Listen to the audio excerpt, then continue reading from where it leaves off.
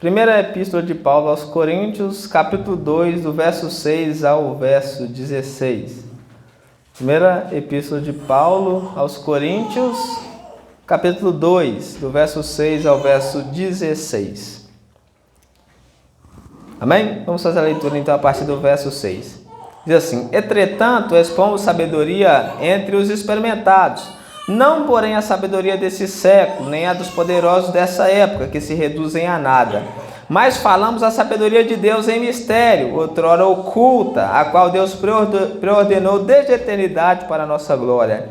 Sabedoria essa que nenhum dos poderosos desse século conheceu, porque se a tivessem conhecido, jamais teriam crucificado o Rei da Glória. Mas, como está escrito, nem olhos viram, nem ouvidos ouviram, nem jamais penetrou no coração humano o que Deus tem preparado para aqueles que o amam. Mas Deus não o revelou pelo Espírito, porque o Espírito a todas as coisas prescruta, até mesmo as profundezas de Deus. Porque qual dos homens sabe as coisas do homem, senão o seu próprio Espírito que nele está? Assim também as coisas de Deus ninguém as conhece, senão o Espírito de Deus. Ora, nós não temos recebido o Espírito do mundo, e sim o Espírito que vem de Deus, para que conheçamos o que por Deus nos foi dado gratuitamente. Disto também falamos, não em palavras ensinadas pela sabedoria humana, mas ensinadas pelo Espírito, conferindo coisas espirituais com espirituais. Ora, o homem natural não aceita as coisas do Espírito de Deus, porque eles são loucura e não podem entendê-las, porque elas se discernem espiritualmente. Porém, o homem espiritual julga ou discerne todas as coisas, mas ele mesmo não é julgado por ninguém. Pois quem conheceu a mente do Senhor que o possa instruir? Nós, porém, temos a mente de Cristo. Vamos orar para que o Senhor nos ilumine. Senhor Pai Santo, mais uma vez nós viemos diante de Ti em busca de iluminação, ó Deus. Que o Senhor possa nos iluminar de maneira que nós possamos vir compreender a Sua palavra. Por favor, ó Deus, derrama o Seu Espírito sem medida no nosso meio, ó Deus, de maneira que Ele venha nos preparar o nosso coração para receber a Sua palavra. Que essa palavra ela possa nos confortar, ela possa nos edificar, que ela possa nos reprovar, que ela possa nos corrigir, Senhor, de maneira que nós possamos compreender qual que é a Sua boa, maravilhosa e perfeita vontade para as nossas vidas. Por favor, ó Deus, eu peço a Ti que o Senhor me ilumine, que o Senhor me enche do Seu Espírito para que eu com intrepidez possa anunciar a Sua mensagem, porque eu sei que de mim nada sou, Senhor, para estar aqui. Eu sei que eu não sou ninguém para anunciar a Sua palavra, mas na esperança que a Bíblia nos dá, Senhor, de que o Senhor ministra através dos Seus ministros, eu peço que o Senhor me encha para que eu possa com intrepidez anunciar a Sua mensagem de maneira simples, que todos possam compreender para a honra e para a glória do Seu nome, Senhor, do nosso Senhor Jesus Cristo. Amém.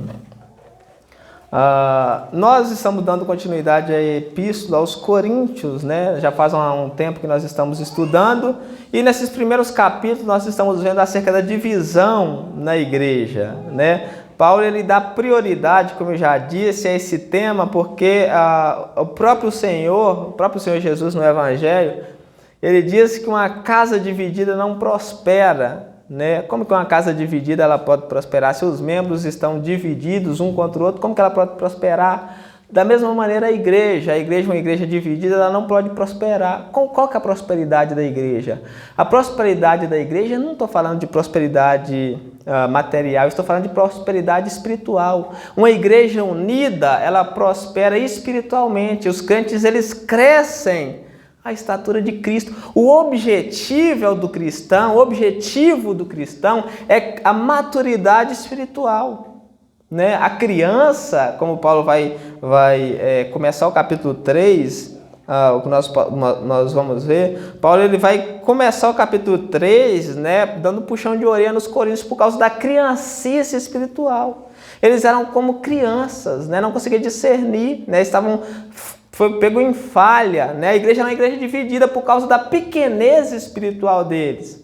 Né? Eles não eram maduros o suficiente para discernir, né, entre Cristo e o mundo, entre a sabedoria de Deus que é o Evangelho, que é Cristo, e a sabedoria do mundo, que se reduzem a nada, como nós vemos aqui. Paulo vai dizer, né, no verso 6, a sabedoria do mundo, ela se reduzem a nada porque ela não pode alcançar, né, o supremo benefício, né? Ela não pode alcançar o tesouro de grande valor. Porque se há uma sabedoria que não pode alcançar o grande tesouro eterno, de que adianta? Ela não presta, porque ela não pode dar aquilo que tem mais valor. Então, Paulo ele trata da divisão justamente por causa disso, porque a divisão na igreja, né, estava levando a igreja à ruína.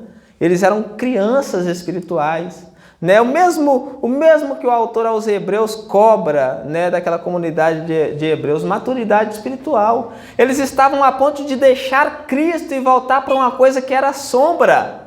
Faltava maturidade espiritual. O objetivo do cristão, nosso objetivo é atingir a estatura espiritual de Cristo, né? Ser adultos espirituais. Nós precisamos ter o conhecimento, nós precisamos ter a mente.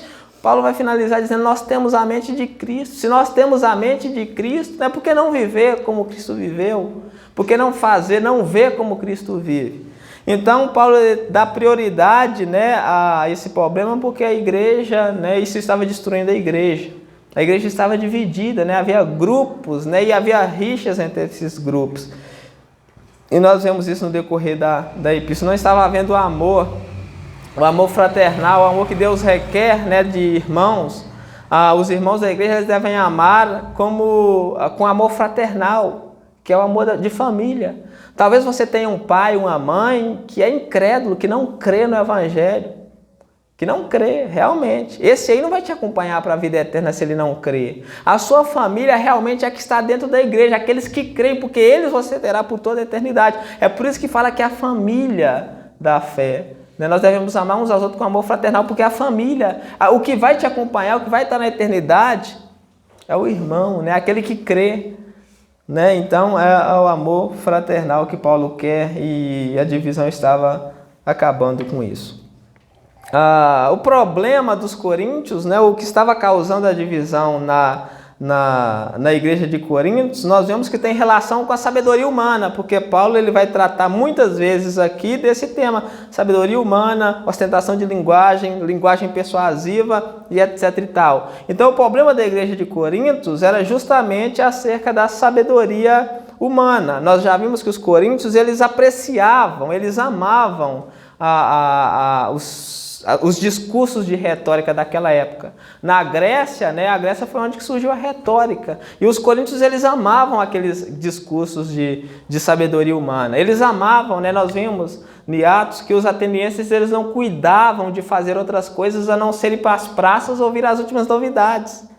É que nem as fofoqueiras de hoje, né, as fofoqueiras que gostam de colocar a cadeirinha na rua para ouvir as últimas novidades. Só que os coríntios faziam isso nas praças para ouvir aqueles discursos de retórica. Hoje as pessoas elas gostam de ouvir a vida dos outros para sair contando em todos os lugares, né? Mas os coríntios eles gostavam de ir para as praças para ouvir os discursos daqueles pregadores que falavam palavras que pareciam palavras de sabedoria, palavras muito bonitas, palavras que atingiam o emocional das pessoas. As pessoas se emocionavam quando ouviam aquilo, choravam, né? Então era uma coisa que os coríntios amavam muito. E eles trouxeram isso para quê? Para dentro da igreja. Eles se converteram, ao invés de deixar aquilo para trás, né? Eis que sou nova criatura, tudo se fez novo, esqueço das coisas que para trás ficam e vou em direção ao objetivo da nossa fé, que é Cristo. Eles trouxeram aquilo, eles trouxeram aquela bagagem mundana para dentro da igreja e aplicaram aos pregadores. Eu sou de Paulo, eu sou de Apolo, eu sou de Pedro. Né? Eles trouxeram e aquilo causou uma divisão dentro da igreja. Então esse é o problema que estava acabando com a igreja de Corinto, estava fazendo a igreja ficar dividida. O argumento que Paulo usa, né, contra esse problema sempre foi um único argumento que Paulo usa do princípio ao fim, né, que a pregação do evangelho ela não consiste, esse é o argumento de Paulo, a pregação do evangelho não consiste em palavras de sabedoria ensinada pelos homens, mas consiste na pessoa de Jesus Cristo. A pregação do Evangelho, o que tem valor é Cristo. É só Ele que pode salvar. A pregação do Evangelho não consiste em sabedorias humanas, em palavras de sabedoria. Os pregadores não pregam para fazer os crentes chorar, né, de emocionalismo. Nós pregamos para que o crente tenha a certeza da salvação, para que ele tenha a segurança da salvação, para que ele não viva como um cego no mundo, para que ele saiba que em Cristo ele pode ter a certeza da salvação, que em Cristo ele está seguro, para que ele viva feliz e dando glórias a Deus, porque ele sabe que ele tem e não pode ser tirado o que Cristo fez por ele. Não é palavras de emocionalismo, né, palavras de persuasivas, como Paulo diz. Então o argumento de Paulo sempre foi esse, né? A pregação do Evangelho não consiste em palavras de sabedoria humana. Na sexta-feira passada, nós vimos exatamente isso. Paulo vai expor o seu argumento. Paulo diz que a pregação do Evangelho dele, quando ele esteve entre os coríntios, né, para usar o seu próprio exemplo, quando eu estive no meio de vós, a minha pregação não se constituía em linguagem persuasiva de sabedoria humana, mas que a minha pregação consistia na pessoa de Jesus Cristo. Nós vemos isso aí, no capítulo 2, no verso 1 diz, irmãos, quando eu fui ter convosco, anunciando-vos o testemunho, o Evangelho, né, de Deus, eu não preguei o Evangelho de Deus com ostentação de linguagem, né, do jeito que os filósofos pregam nas praças, linguagem de sabedoria, porque decidi nada saber entre vós, senão a Jesus Cristo e esse crucificado. O teor, o conteúdo da pregação de Paulo entre os coríntios era Cristo. Era Cristo. A mensagem que tem poder é Cristo. A mensagem que tem valor é Cristo. A mensagem que tem resultado é Cristo. Talvez você está pregando, está convidando a pessoas há muito tempo para vir para a igreja, mas você nunca pregou Cristo para ela. Né? Porque o que as pessoas pregam hoje, diz que é o Evangelho para as pessoas, não tem nada do Evangelho. Né? Deus tem um plano maravilhoso na sua vida. Né? Isso aqui não é a forma certa de você chamar a pessoa para a igreja. Chega para a pessoa e fala, Jesus te ama. Não é a forma, você precisa pregar Cristo para ela. Você é um pecador, Jesus te ama de maneira que ele morreu no seu lugar. É a forma correta. Só falar Jesus te ama não adianta. Né? Eu falo isso porque eu já falei muitas vezes, né? Eu já preguei muitas vezes e não teve resultado. As pessoas não se arrependem. Jesus me ama, né? As pessoas pensam, você fala para Jesus, para um ímpio que Jesus ama, ele fala, ama, né? Que bom, eu também me amo muito, né? Jesus tem um plano maravilhoso, eu também tenho um plano maravilhoso na minha vida, né? O ímpio, ele fala que ele também tem um plano maravilhoso, não é a forma certa. Eu sei que a intenção, né, é boa, mas não é a forma certa. Quando a pessoa prega, Jesus te ama, Deus tem um plano maravilhoso na sua vida, a intenção é boa. Né? Só que ela não é o correto. Deus tem um plano maravilhoso. Que plano é esse? Você tem que explicar. O plano maravilhoso que Deus tem na sua vida é de te libertar, de te tirar do pecado, de te livrar do inferno e te colocar no céu. Esse é que é o plano maravilhoso. As pessoas, muitas vezes, Deus tem um plano maravilhoso, elas já ligam, né? O plano maravilhoso de Deus com o plano maravilhoso delas. O plano maravilhoso delas é ganhar dinheiro, é ficar rica, né? Arrumar um casamento, um namorado muito bom. E você chega, Deus tem um plano maravilhoso. É sério, vamos para a igreja que Deus vai cumprir esse plano maravilhoso da sua vida. A pessoa vai para a igreja querendo prosperidade, querendo riqueza, querendo isso, e não quer o que tem valor, que é Cristo. A intenção é boa, mas o objetivo é errado, a pregação é errada. A mensagem que tem poder, que tem eficácia é Cristo. Pregue, né? Não enjoe. Paulo fala para Timóteo, né? Timóteo, insista, Timóteo, em tempo e fora de tempo. Né? Ainda que as pessoas não tenham ouvido, você deve insistir, pregue. Pregue Cristo. Vai chegar a época que as pessoas nem vão querer ouvir, mas você não deixe de pregar. Muitas vezes nós, por pregar, né, e as pessoas não querem, o Evangelho não está tendo resultado. Será que eu não deveria mexer um pouco com ele, né, para ele ter resultado? Será que eu não deveria acrescentar alguma coisa, né, ali, a mensagem para ela ter mais resultado? Será que uma prosperidadezinha não resolveria o assunto, né? Uma cura, né? Vamos para a igreja sexta-feira da cura. Imagina você sair falando aí que hoje vai ser sexta-feira da cura. Isso aqui lota, né? Isso aqui não tem espaço. Né? Na igreja vai ser a sexta-feira da cura, a sexta-feira da prosperidade. Né? Então a terça da libertação. Não tem lugar, que todo mundo querendo ser liberta, a quarta do desatar das amarraduras do inimigo, né? Aí Ló, as pessoas querem isso, vamos lá para desatar, vamos lá consertar nossa vida da prosperidade. Enquanto que o que Paulo fala, eu cuidei em fazer entre vós, foi Cristo. Cristo crucificado, a minha mensagem era Cristo crucificado. Hoje nós veremos, né? Nós veremos a exposição de Paulo acerca da verdadeira sabedoria, né? Ele vai fazer um contraste aí, né? A sabedoria do mundo não tem, se resume a nada, e o que vale realmente é a sabedoria de Deus, que é Jesus Cristo. Nós vemos aqui algumas lições. Primeiro ponto que nós vemos, primeira lição que nós vemos aí, é que a sabedoria do mundo, que os coríntios gostavam tanto e se apegavam tanto e até levaram para dentro da igreja, Paulo vai falar que essa sabedoria ela se reduz a nada, né? No verso 6 diz assim, ó, Paulo vai dizer, Paulo está continuando o assunto, né? Ele está falando da sabedoria que é Cristo. Ele diz, entretanto, expomos sabedoria entre os experimentados. Paulo fala, eu exponho, eu prego a sabedoria, mas é a sabedoria de Deus. Entre os experimentados aqui é espirituais. Entre os espirituais, os maduros espirituais. Não, porém, a sabedoria desse século, que era aquela que os coríntios estavam apreciando, aquelas dos filósofos, né? Nem a dos poderosos dessa época, que se reduzem a nada. Né? A sabedoria desse século e a sabedoria dos poderosos, elas se reduzem a nada. Aí vem por quê? Por que Paulo pregava uma sabedoria de Deus entre os experimentados? E essa tinha valor, né? Porque Paulo falou, eu prego a sabedoria entre os experimentados. Que sabedoria é essa? Cristo. Ele já disse no verso 2, né? Essa sabedoria consiste na pessoa de Cristo. E por que Paulo fala que a sabedoria do mundo se resume a nada, a sabedoria desse século se reduz a nada? É como eu disse, gente, tudo que é de sabedoria que há no mundo tem um único objetivo, melhorar a vida do homem. Vamos colocar dessa maneira, né? A sabedoria ela tem um objetivo, melhorar a vida do homem. A sabedoria da época de Paulo consistia entre distrair, divertir os coríntios, ou seja, tornar a vida deles melhor. Nós vemos que a sabedoria do cientista se resume em melhorar, inventar coisas para melhorar o dia a dia do homem. Então toda sabedoria ela tem um objetivo, que é melhorar a vida do homem.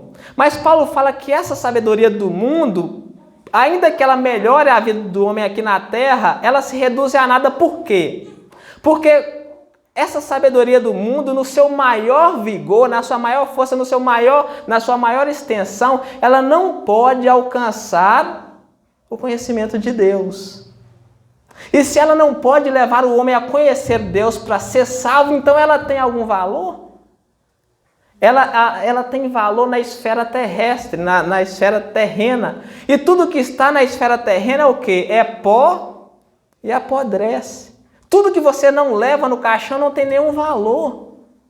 Então Paulo fala que a sabedoria desse mundo se reduz a nada porque ela não consegue levar a pessoa que a possui ao pleno conhecimento de Deus. Por isso ele fala, onde que está o sábio, o inquiridor, o poderoso, o escriba desse século? Todos eles, com todas as suas sabedorias, se tornaram cada vez mais loucos. O homem, com a sua própria sabedoria, não pode alcançar o conhecimento de Deus. E uma sabedoria que não dá o soberano prêmio, né? O prêmio soberano, a vida eterna, ela é uma sabedoria que se reduz a nada. Eu não gostaria de ser o homem mais sábio do mundo se eu não tivesse a vida eterna. Eu prefiro ser o mais tolo, como a Bíblia fala, né? Os pequeninos, os tolos, os fracos. E ter o maior conhecimento do Evangelho do que ser o mais sábio e ter uma sabedoria que se reduz a nada. Não que a sabedoria desse mundo não seja boa, né? Eu não estou pregando aqui que a sabedoria desse mundo é ruim. Eu estou pregando aqui que ela se reduz a nada porque ela não pode levar. Ela não pode dar o conhecimento salvífico, que é o que Paulo faz para os coríntios. Os coríntios não estavam se apegando àquela coisa, eles não estavam amando aquilo. Paulo fala, isso que vocês tanto amam, que está causando divisão na igreja, se reduz a quê? A nada. Né? O que vocês estão dando tanto valor, vocês têm um tesouro que é o conhecimento de Deus, e vocês estão trocando aquele tesouro por algo que não significa nada. Né? E infelizmente é o que as igrejas, os pastores estão fazendo, estão deixando de pregar a Cristo para pregar nada. Né? Reduzir o evangelho à prosperidade, à cura, reduzir o evangelho ao hedonismo, a mensagens para agradar o homem, é uma covardia, né? É algo horrível, porque o evangelho trata de coisas espirituais, é rebaixar o evangelho. Né? Você está sendo covarde porque está rebaixando o evangelho da glória, do poder de Deus a algo terreno. A uma cura física, a uma prosperidade. Né? O evangelho trata de coisas espirituais. Vocês estão rebaixando aquilo para agradar homens. Estão rebaixando o evangelho para agradar a homens. Né? Então esse é o primeiro ponto que nós vemos aqui, que a sabedoria do mundo se reduz a nada porque ela não pode nos levar a atingir o conhecimento de Deus. Por mais que a pessoa seja sábia, instruída, por mais que ela estude faculdade, PhD, HD, DDD, não importa, ela não consegue chegar a Deus. Não consegue chegar a Deus, só uma maneira de chegar a Deus, que é Cristo. Segundo ponto que nós vemos aqui é que a sabedoria de Deus ela foi pré-ordenada desde a eternidade para a nossa glória. A sabedoria de Deus ela foi pré-ordenada desde a eternidade para a nossa glória. Está aí no verso 7. Mas falamos, Paulo está dizendo, mas falamos a sabedoria de Deus em mistério, outrora oculta, a qual Deus pré-ordenou desde a eternidade para a nossa glória. A sabedoria de Deus é Cristo, ela estava outrora oculta, né? Nós vemos que ela era, desde a eternidade, era um mistério, ninguém sabia, mistério é que ninguém conhece. No Antigo Testamento ela também era um mistério, ela era oculta, né? Havia símbolos para representar, né? Estava oculta outrora. Mas uma característica dessa sabedoria que Paulo nos diz aqui, é que Deus a preordenou, né, desde a eternidade para a nossa glória. Ou seja, a sabedoria de Deus é Cristo, ela foi pré-ordenada desde a eternidade para a nossa glória. Como assim? Como assim, né? Como assim que ela foi pré-ordenada para a nossa glória? Como que Cristo é a minha glória?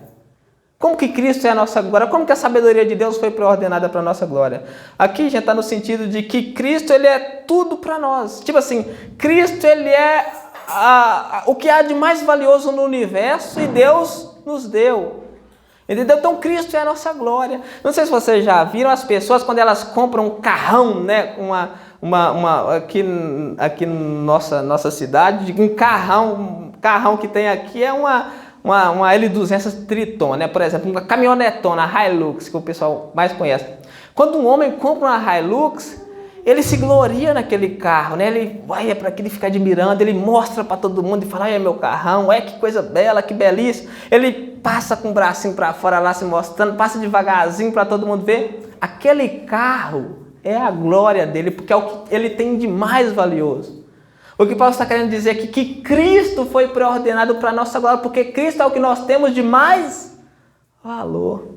Entenderam? É isso, os homens consideram como sendo a sua glória, né, as coisas do mundo. Cristo foi pré-ordenado, predestinado, escolhido desde a eternidade para ser a nossa glória, né? Ele é o que nós temos de mais precioso, ele é o que nós temos de mais valor, ele é o nosso orgulho, a nossa glória. Jesus Cristo é tudo para nós, né? Tudo para nós.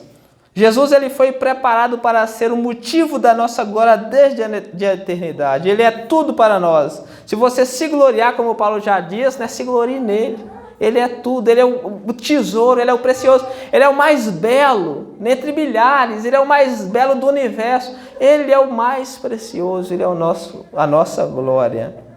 Glória a Deus por isso, né? Glória a Deus que nós não temos como glória uma coisa que perece.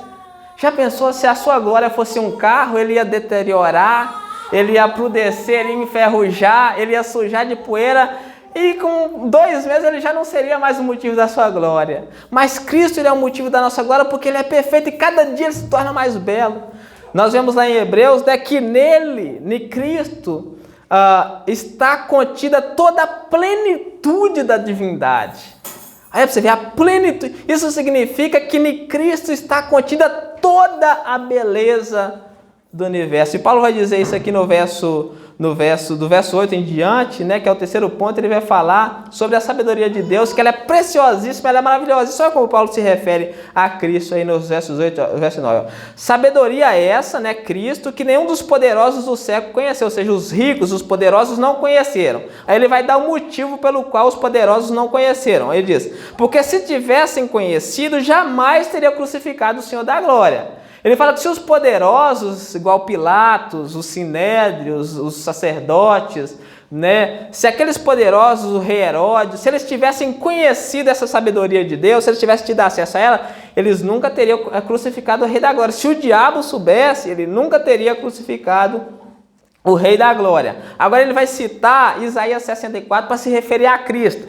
Isaías 64 aqui é um texto muito bonito, porque as pessoas usam esse texto para falar do céu, né? As pessoas vão, quando elas usam esse texto, elas dizem: ô irmão, lá no céu, a Bíblia se refere ao céu dessa maneira. A Bíblia fala que no céu tem coisas que olhos nunca viu, que ouvidos nunca ouviu e que nem chegou no coração do ser humano. E isso tudo Deus tem reservado para você no céu. O céu tem tantas coisas maravilhosas. Não é assim que as pessoas falam do que tem no céu? Mas esse versículo ele se refere a Cristo. Olha para você ver o que diz o versículo, ó. Como está escrito: nem olhos viram, nem ouvidos ouviram, nem jamais penetrou no coração humano o que Deus tem preparado para aqueles que o amam. Esse versículo se refere à pessoa de Jesus Cristo. Nem olhos viram, nem ouvidos ouviram, nem jamais penetrou no coração o que Deus tem preparado para aqueles que o amam, que é Cristo no céu. O céu ele é bonito por causa de Cristo.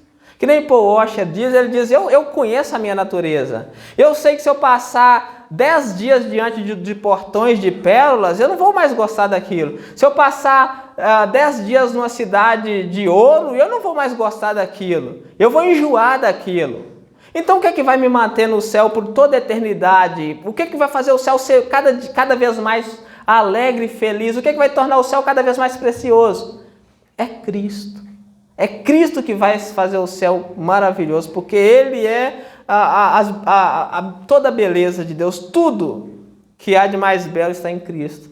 Nós olhamos para uma paisagem, né, para as cachoeiras, que nem Ló olhou para Sodoma e Gomorra e viu aquelas paisagens maravilosas e cresceu. Ele falou: eu vou para lá. Nós olhamos para esse mundo e vemos as coisas tão maravilhosas, falamos: mas que bonito aquele lugar, é tão bonito, eu quero voltar lá.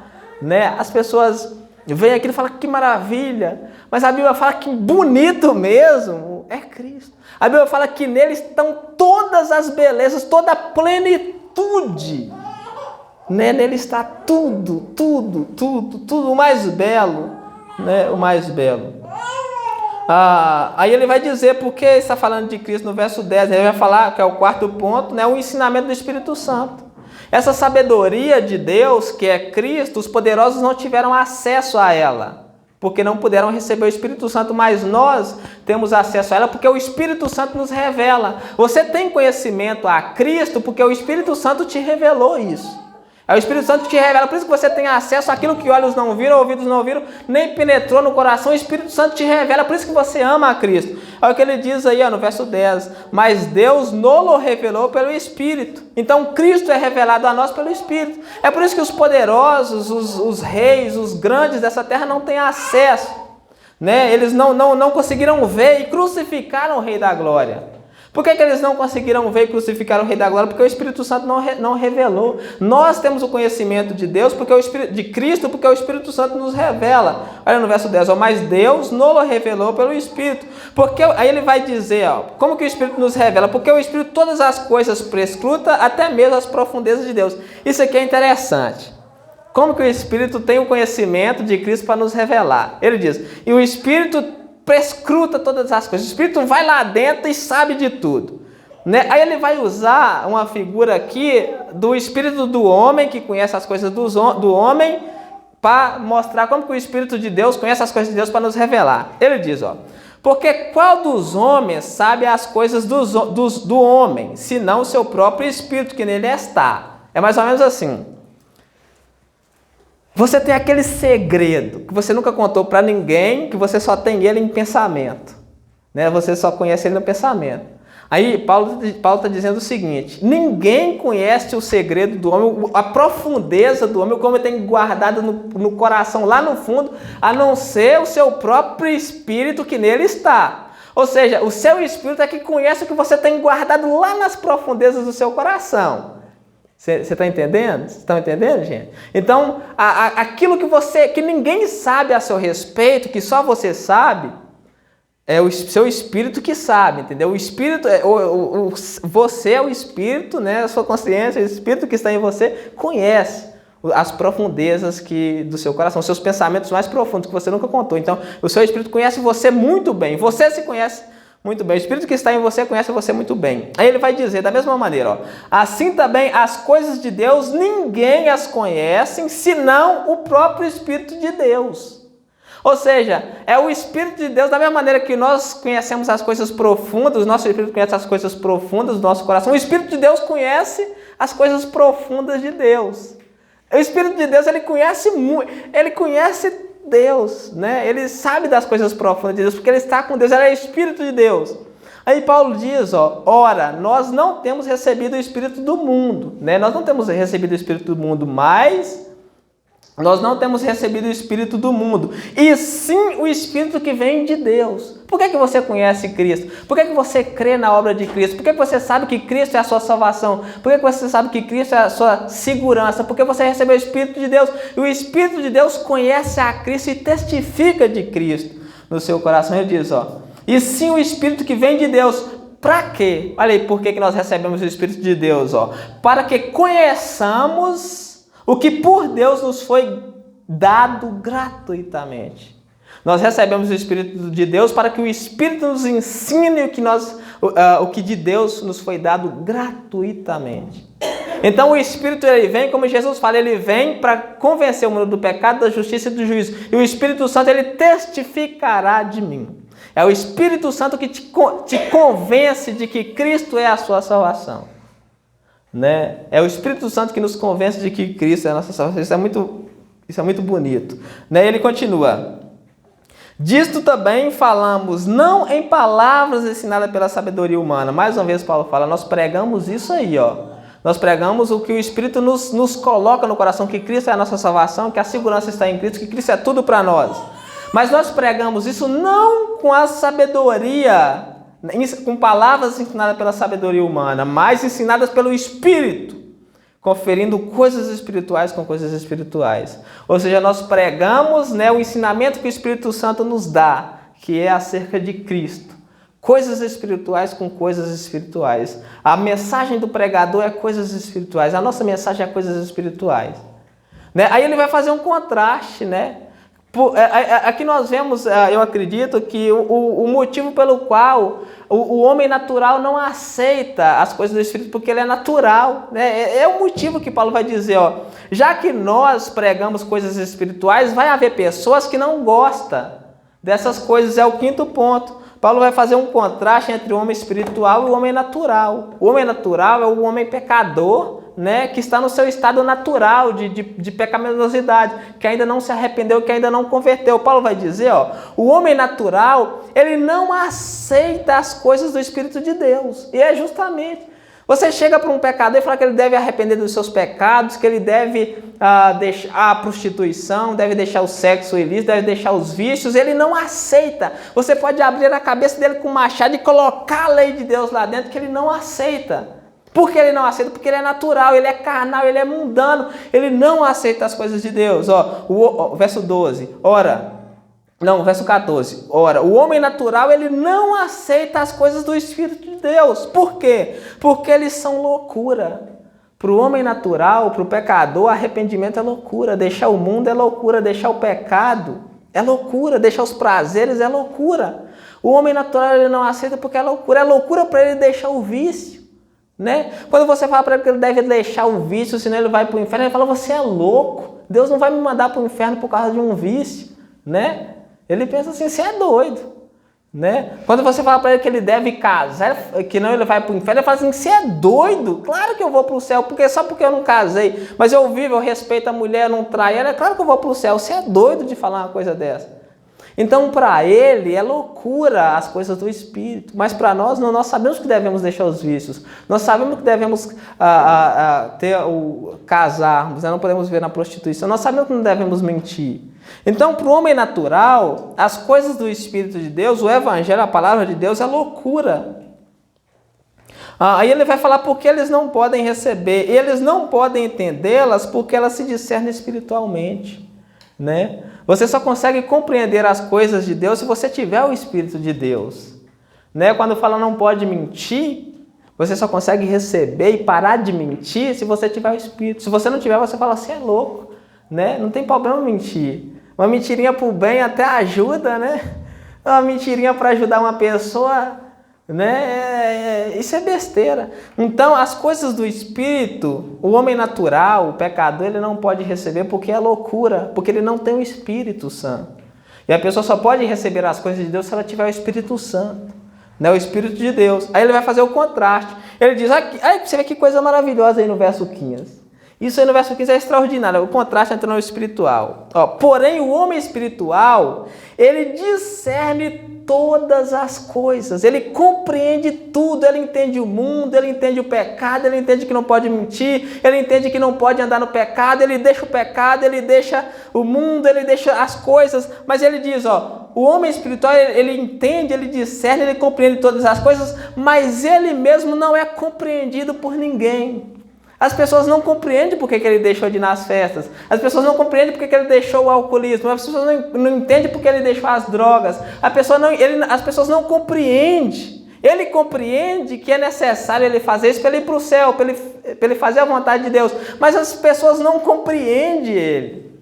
Ele discerne, ele entende todas as coisas, mas ele não é entendido por ninguém, né? As pessoas ainda zombam dele. Você é besta demais, né? Não precisa disso. Que Deus falava comigo lá onde eu trabalhava, né? Você é besta demais, para ir para o céu não precisa fazer essas coisas, você está ficando doido, né? Levando a religião a sério demais, não pode levar a religião a sério demais ainda não. Eu entendia tudo, né? Mas eles não me entendiam. O homem espiritual, ele julga, ele compreende todas as coisas. Você compreende porque não pode mentir, porque não pode pecar. Você compreende porque não pode andar no mundo. Você compreende porque você precisa amar a Cristo, mas ninguém te compreende. Né? O ímpio não te compreende, isso é besteira, isso é loucura, isso não tem nada a ver, entendeu? Ele diz, porém o homem espiritual, ele julga, ou ele discerne, ele compreende, ele entende todas as coisas, mas ele mesmo não é entendido por ninguém. Né? Quando nós tomamos a decisão de seguir a Cristo, de andar nos caminhos de Cristo, de viver para Cristo, é porque nós entendemos. Então nós deixamos o mundo. Eles falam que nós ficamos loucos, né? Você já viu aquele ditado? Quem lê a Bíblia uma vez toda fica doido? Já viram aquele ditado? É isso, a loucura é essa, porque ele leu, entendeu e ele deixou. E aqueles que não entendem porque ele deixou, porque não tem o conhecimento, falam que ele é louco. Então ele entende todas as coisas, mas ele não é entendido. Entendeu? Ele compreende todas as coisas, mas não é compreendido. Ele sabe todas as coisas, mas as pessoas não entendem ele. Entendeu? Então, muitas vezes é por isso, né, que nós estamos no mundo e as pessoas zombam tanto da gente, porque você entende que você precisa deixar aquilo, que você precisa sair da sensualidade, do pecado, deixar a mentira, deixar a fofoca, deixar a ganância, né, deixar o amor à riqueza, deixar o amor ao dinheiro, porque você compreende, mas os outros não te compreendem. E muitas vezes, porque você compreende, as pessoas zombam, mas é besta. Né? Eles falam desse jeito, mas é besta, mas é tonto. Né? É um nojento. Sabe aquele nojo de Deus, de Cristo? As pessoas falam desse jeito, evangélico é tudo nojento, é chato. Né? Por causa disso, porque eles não compreendem, mas nós compreendemos que é necessário essas coisas. Ele vai finalizar, né, com a pergunta retórica e dizer, pois quem conheceu a mente do Senhor que o possa instruir? Né? Aí ele vai falar a mesma coisa. Eles não nos entendem, né? Da mesma maneira que nós não entendemos a mente da mesma maneira que o Senhor compreende todas as coisas e nos deu a compreender, e eles não nos compreendem. Aí Jesus fala, ele diz, nós porém temos a mente de Cristo. Por que nós compreendemos? Porque nós recebemos a mente de Cristo pelo Espírito Santo. Então é maravilhoso que o conhecimento ele vem porque nós temos a mente de Cristo, né? Eu vou finalizar com isso, né? Nós devemos sempre dar graças a Deus por poder, por meio do Espírito Santo, ter o conhecimento da verdadeira sabedoria. Esse é o nosso tema, né? A verdadeira sabedoria. A sabedoria do mundo, nós vemos que ela se reduzem a nada, porque ela não pode alcançar a vida eterna. Mas nós damos graças a Deus porque Deus mandou o seu Espírito. Deus mandou o seu Espírito para quê? para nos mostrar a sua verdadeira sabedoria. Essa é a missão do Espírito Santo. A missão do Espírito Santo é nos mostrar Cristo, é nos levar a Cristo. A missão do Espírito Santo é nos mostrar quem Cristo é, a grandeza de Cristo, é mostrar a sabedoria de Deus. Ele veio para nos revelar isso, né? O Espírito Santo ele veio para nos revelar isso. O Espírito Santo veio para nos dar conhecimento da justiça, do pecado e do juízo. O Espírito Santo veio para nos colocar no caminho certo, é por isso que ele foi enviado. O Espírito Santo ele conhece a mente de Deus, ele nos revela a sabedoria de Deus. Nós temos o conhecimento de Deus por causa do Espírito Santo. Amém? Glória a Deus. Vamos orar então?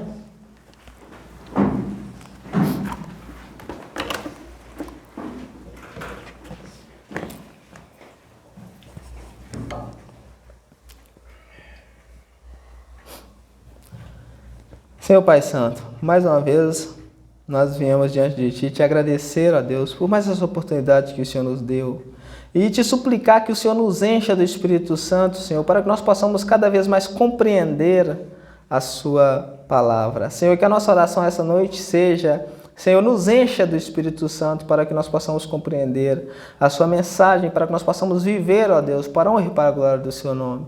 Nos dá força, Senhor, sabedoria e compreensão para que nós possamos andar nos Seus caminhos, para que nós possamos compreender, para que nós possamos ver as belezas, as grandezas do nosso Senhor Jesus Cristo. Muito obrigado por tudo, ó Deus, que o Senhor tem feito nas nossas vidas. Muito obrigado pela Sua misericórdia, pela Sua graça e pela Sua paz. Muito obrigado pelo nosso Senhor Jesus Cristo, Senhor. Em nome dele que eu te peço e te agradeço mais uma vez. Amém.